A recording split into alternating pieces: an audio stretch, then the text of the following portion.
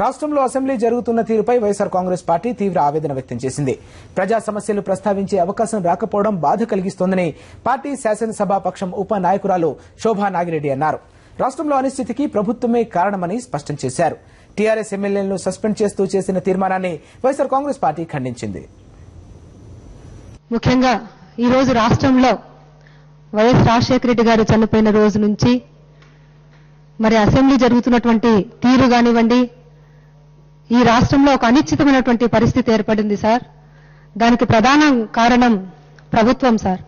ఈ రాష్ట్రంలో ఇలాంటి అనిశ్చితమైనటువంటి పరిస్థితి ఏర్పాటు చేసి ఏ సమస్యకు పరిష్కారం చూపకుండా ఈరోజు అసెంబ్లీలో గత 4 సంవత్సరాలుగా ప్రజా సమస్యలు మాట్లాడుకోవడానికి కూడా అవకాశం రాకుండా పోతా ఉంది సార్.